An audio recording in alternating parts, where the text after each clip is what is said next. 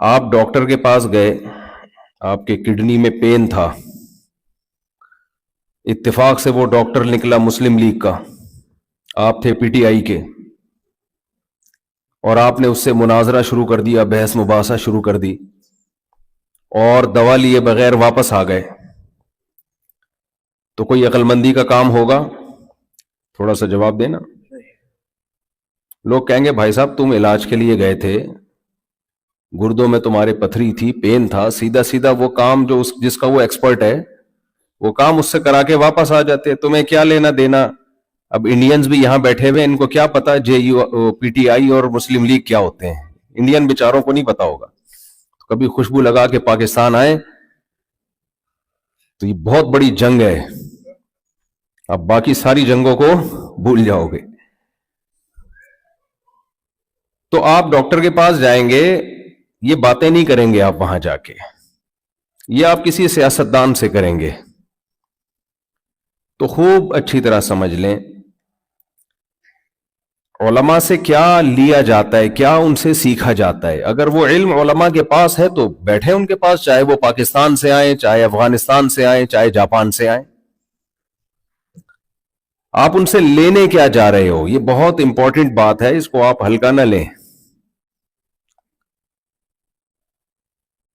دیکھیں، اگر آپ کے کڈنی میں پین ہے، وہ پین آپ کو محسوس ہوگا، آپ کو درد محسوس ہوگا، تو آپ کے دل میں کڈنی کے اسپیشلسٹ کی ویلیو بھی ہوگی، چاہے وہ ہندو ہو، چاہے وہ عیسائی ہو، چاہے وہ سکھ ہو، اس سے آپ کا کوئی لینا دینا نہیں ہے۔ آپ بھاگتے پھریں گے، یار میرے گردوں کو کوئی ٹھیک کر دے یار۔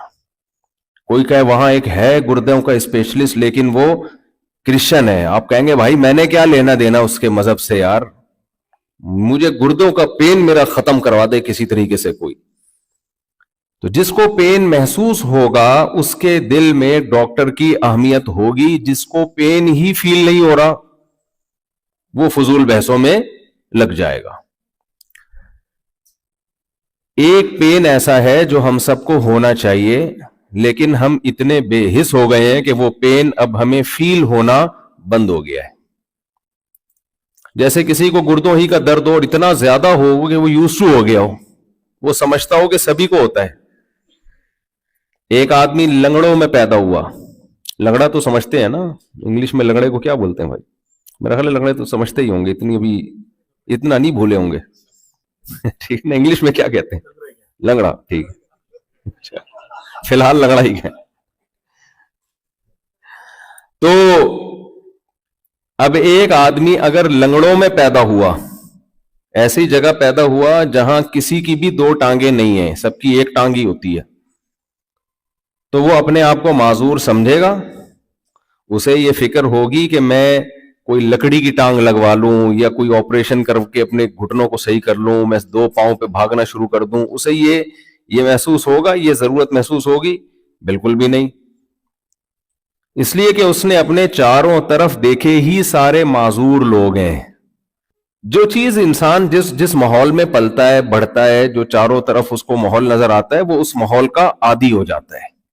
اب دیکھیں، یہاں کا تو مجھے نہیں پتا، ہمارے ملک میں شوگر نارمل ہے، 40 سال کے بعد بلڈ پریشر نارمل ہے، موٹاپا نارمل ہے۔ اب کوئی 50 سال میں بھی اگر دبلا پتلا ہوگا، لوگوں کو وہ ایب نارمل لگ رہا ہوتا ہے۔ پرسوں کی بات ہے، ایک صاحب مجھے ملے، آپ کی ایج کتنی ہے؟ میں نے کہا 50۔ کہہ رہے اتنے دبلے کیوں ہیں آپ؟ پھر دوسرے کو کہنے لگے 4 شادیوں کی ٹینشن کی وجہ سے ایسا ہوا ہے۔ میں نے کہا میں نارمل ہوں، آپ بھائی کسی اور ٹریک پہ چل رہے ہو۔ میں نے کہا ایک کی وجہ سے آپ ایسے ہو۔ خیر میں مذاق کر رہا ہوں، اس کو سیریس نہ لیں، بیان خواتین بھی سن رہی ہیں۔ تو کیونکہ انہوں نے طنز کیا نا، تو طنز کے جواب میں تو طنز بنتا ہے نا، کہتے ہیں یہ تو ٹینشن کی وجہ سے آپ ایسے ہو۔ تو ہمارے ہاں یہ نارمل ہے، حالانکہ بھائی اور حقیقت میں یہ نارمل نہیں ہے۔ تو کچھ چیزیں کامن ہوتی ہیں، نارمل نہیں ہوتی۔ کچھ چیزیں نارمل ہوتی ہیں، کامن نہیں ہوتی۔ وینکوور میں ایک ڈاکٹر ہیں ہڈیوں کے، انہوں نے مجھے بتایا کہ انسان کو 60 سال میں ایسا ہونا چاہیے، یعنی وہ ڈاکٹر کیا نام ہے ان کا، مشہور گوہر، وہ ایسی ہڈی ہونی چاہیے۔ تو انہوں نے کہا یہ ہے نارمل، لیکن کامن یہ نہیں ہے. کامن ہے سب 60-70 سال میں جھکے ہوئے ہوتے ہیں. انہوں نے کہا یہ نارمل نہیں ہے, سوری یہ نارمل ہے, سوری یہ نارمل نہیں ہے, کامن ہے. تو دیکھیں ایک پین جو سبھی کو ہو رہا ہو تو وہ کامن بن جاتا ہے, حالانکہ وہ نارمل نہیں ہوتا, لیکن کامن ہونے کی وجہ سے ہم اسے نارمل سمجھنا شروع کر دیتے ہیں. مشرکین مکہ میں ہر شخص بت پرست تھا سوائے 2-4 کو چھوڑ کے, تو وہ بت پرستی کو نارمل سمجھنے لگے, حالانکہ وہ کامن تھی. نارمل بولے نا, بہت زیادہ میں ریاضی کے سوالات میں آپ کہیں کیا مثالیں لے کے بیٹھ گئے ہو مفتی صاحب, قرآن و سنت بیان کرو. دیکھیں قرآن و سنت کو بیان کرنے کے لیے نا کچھ تمہید ہوتی ہے تھوڑی سی, پھر وہ سمجھ میں آتا ہے. ابھی وہ دور گیا, میں ڈائریکٹ آپ کو بتاؤں یہ مت کرو یہ کرو, وہ پرانا زمانہ تھا. ابھی دماغ میں بٹھانا پڑتا ہے, پہلے جو کھوپڑی شریف ہے نا اس میں پہلے پرانے سافٹ ویئر نکالنے پڑیں گے, نئے سرے سے ونڈو انسٹال ہوگی اس کے اندر, پرانی اڑانی پڑے گی, اینٹی وائرس سے کام نہیں چلے گا, یہ ری انسٹال ہوگی. پرانے جو نظریات ہیں جو ٹورنٹو میں آپ اتنے عرصے سے, کوئی 30 سال کوئی 35 سال, تو سافٹ ویئر اپڈیٹ ہونے سے کام نہیں چلے گا. صحیح ہے, پورا دوبارہ نئے سرے سے نیا سافٹ ویئر ڈالنا پڑے گا, کیونکہ آپ نے دنیا کی چمک دھمک اتنی دیکھی ہے. ہمیں اللہ کو یاد کرنے کے لیے مسجد جانے کی بھی ضرورت نہیں ہے, گھر سے نکلتے ہی اللہ یاد آنا شروع ہو جاتا ہے. ہماری گورنمنٹ کا ہم پر احسان ہے کہ موقع موقع پہ ہمیں اللہ کی یاد دلاتی رہتی ہے. وہ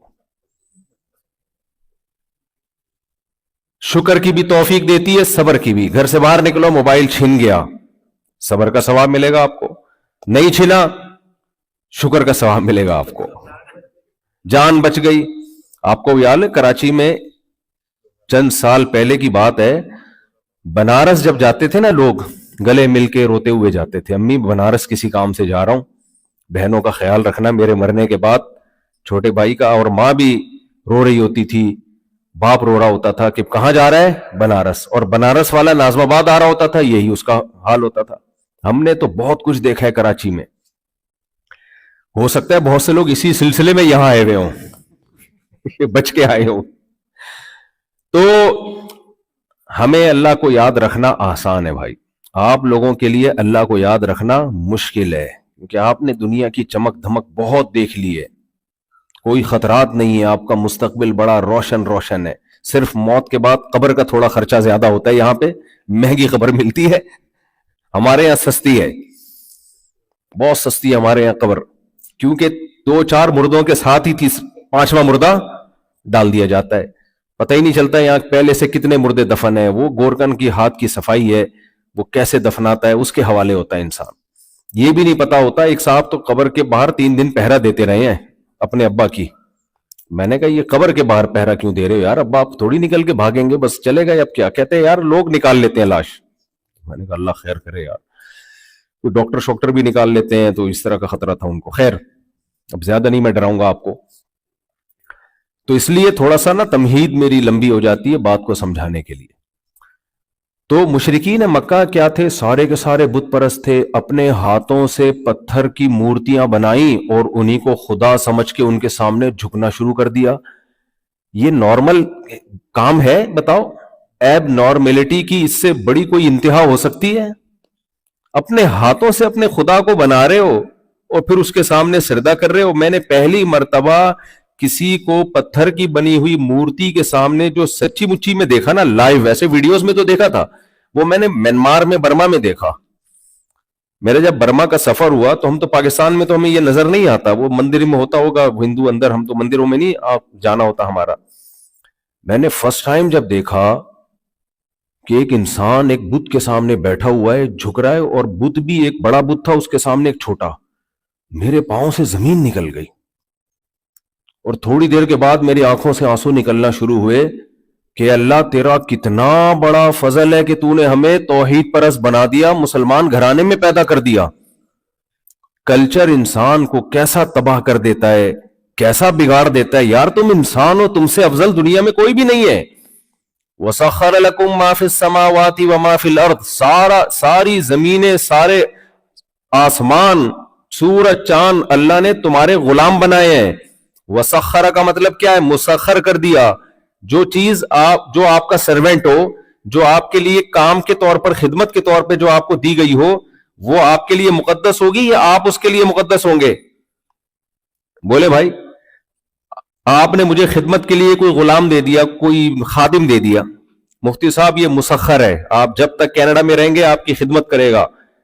میں نے اس کے ہاتھ پاؤں چومنا شروع کر دیے، اس کو سجدہ کرنا شروع کر دیا. میں نے کہا مقدس. کہیں گے بھائی یہ آپ اس کے لیے مقدس ہیں، یہ تو آپ کا غلام ہے. تو قرآن نے ایسی تلوار چلائی نا ان نظریوں پر. کوئی سورج کو سجدہ کرتا تھا کہ یہ سورج ہمارے بہت کام کا ہے، کسی نے چاند کو سجدہ کیا، کسی نے آگ کو سجدہ کیا، یہ بہت کام کی ہے، کسی نے روٹی کو بھی سجدہ کیا، کسی نے بزرگوں کی مورتیاں بنائی اور ان کو سجدہ کیا. تو قرآن نے ایک لفظ میں ان تمام کانسیپٹ کی دھجیاں اڑا دی. اللہ نے کہا وَسَخَّرَ لَكُم مَا فِي السَّمَاوَاتِ وَمَا فِي الْأَرْضِ جَمِيعًا مِّنْهُ، جو کچھ آسمانوں میں ہے، جو کچھ زمینوں میں ہے، اور جو کچھ ان دونوں کے درمیان میں ہے، یہ سب کا سب میں نے تمہارے غلام بنا دیے. ان سب کو یہ تمہاری خدمت کریں گے. سورج کتنا بڑا ہے، 9 لاکھ زمینیں سما جائیں، لیکن وہ ہمارا غلام ہے. وہ مشرق سے نکلتا ہے، مغرب میں غروب ہوتا ہے، میری اور آپ کی خدمت کرنے کے لیے. وہ ہمارا سرونٹ ہے، ہم اس کے سامنے سجدہ نہیں کریں گے. چاند ہمارا غلام ہے، پہاڑ، سورج، آگ، یہ سب کیا ہیں؟ ہماری خدمت کے لیے ہیں.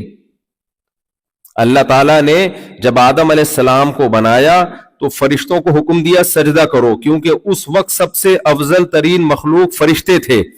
تو اللہ نے فرشتوں کو سجدہ کروا دیا آدم علیہ السلام کے سامنے، یہ بتانے کے لیے اب سب سے افضل مخلوق اس کائنات میں کون سی ہے؟ آدم اور آدم کی اولاد. تو جو سب سے افضل ہے وہ سجدہ کس کو کر رہا ہے؟ پتھر کو. بنا بھی اپنے ہاتھ سے رہا ہے، جو بننے میں ہمارا محتاج ہو سجدہ اس کو کیا جا رہا ہے. اور دنیا کی اکثریت یہی کام کرتی آ رہی ہے. تو یہ کامن تو تھی یہ چیز، مگر نارمل، بولو نارمل نہیں ہے بھائی. کامن ہے تو ہر کامن چیز نارمل نہیں ہوتی. جب پیغمبروں نے ان کو سمجھایا کہ تم ایسی مخلوق کی عبادت کرتے ہو کہ جو بول نہیں سکتے، ام لہم قلوب یفقہون بہا، کیا ان کے سینے میں دل ہے سمجھنے کے لیے؟ ام لہم ایدی یبطشون بہا، کیا ان کے ایسے ہاتھ ہیں جس سے یہ کچھ پکڑ سکیں؟ ام لہم ارجل یمشون بہا، کیا یہ اپنے پاؤں سے چل سکتے ہیں؟ قل ادعوا شرکاءکم ثم کیدونی فلا تنظرون. اللہ نے ایک اور دھمکی دی، چیلنج کیا، کہا کہ یہ سارے مل کے بھی، اے نبی صلی اللہ علیہ وسلم آپ ان سے کہیں اپنے بتوں کو کہو یہ سارے مل کے میرے خلاف کوئی سازش کریں. یہ مل کے بھی کچھ نہیں کر سکتے تو انڈیویجولی اکیلے اکیلے کیا کریں گے؟ یہ ایسے ہی چیلنج ہے جو میں عاملوں کو کرتا ہوں. عاملوں پہ جب میں آتا ہوں میرا خون بڑھ جاتا ہے، پتہ نہیں کیا بات ہے، مجھے اتنی خوشی ہوتی ہے عاملوں کی. جب میں واٹ لگاتا ہوں نا، انگلش میں واٹ لگانے کو کیا کہتے ہیں؟ خیر جو بھی کہتے ہیں، انگلش میں واٹ لگی نہیں سکتی. سب سے بہترین واٹ لگتی ہے پنجابی میں. کہ کسی کی واٹ لگانی ہو نا تو پنجابی سے بہتر کوئی زبان نہیں ہے اس کے لیے. یہ جو عامل لوگ ہوتے ہیں نا، روحانی عامل، آپ کے کام بنا دیتے ہیں، ان کے پاس جن ہیں، یہ حمزات کو کنٹرول کر لینا، موکل کو یہ کر لینا، یہ سب کچھ کر رہے ہوتے ہیں. میں لوگوں سے کہتا ہوں ان کے پاس کوئی طاقتیں نہیں ہیں، یہ کچھ بھی نہیں کر سکتے، یہ منہ کے فائر ہیں. منہ کے فائر پتہ ہے نا کیسے کہتے ہیں؟ منہ کے فائر ہوتے ہیں، میں یہ کر دوں گا، میں ڈشن ڈشن ڈشن ڈشن. کیا کر رہے بھائی تو یہ کچھ بھی نہیں کر سکتے. اس کی دلیل کیا ہے؟ وہی دلیل جو اللہ نے قرآن میں بتوں کے باطل ہونے کی دلیل دی ہے. بھائی یہ جتنے بھی عامل لوگ ہیں جن کے پاس جن ہیں، چڑیلے ہیں، اور جن کے پاس یہ سب سفلیات اور تلسمیات اور پتہ نہیں کیا کیا اصطلاحات انہوں نے حمزات، یہ میرے خلاف کچھ کر کے دکھائے. میں آپ کے سامنے بیٹھا ہوا ہوں، یہ سارے مل کے جادو کریں، ٹونے کریں، جنات کو لائیں، چڑیلوں کو لائیں، منتر پڑھیں. تو میں کہتا ہوں یار کچھ تو کرو نا ہمارے خلاف. میں 15 سال سے یہ چیلنج کر رہا ہوں، تیسرا سفر ہے میرا ٹورنٹو کا. اللہ نہ کرے کچھ ہو گیا تو ان کی وجہ سے نہیں ہوگا، وہ تو اللہ سب کو عافیت میں رکھے. تو اس سے پتا چلتا ہے کہ یہ ان سے آپ متاثر ہوتے ہیں, یہ آپ کی بگڑی بنا بھی سکتے ہیں, بگاڑ بھی سکتے ہیں, ہمارا الحمدللہ کچھ بھی نہیں کر سکتے. آپ کے ساتھ کیوں کر سکتے ہیں؟ آپ ان پہ یقین رکھتے ہو. تو جب آپ ان پہ یقین رکھنا چھوڑ دو گے تو انشاءاللہ یہ کچھ بھی نہیں کر سکیں گے. تو اس لیے میرے بھائی, صرف یہ جو شرک ہے نا, بتوں سے مانگنا, صرف یہ شرک نہیں ہے. کسی انسان کو یہ سمجھ بیٹھنا کہ یہ میرے بہت سارے کام بنا سکتا ہے, بگاڑ سکتا ہے, یہ بھی شرک ہی کی نوعیت کی ایک چیز ہے.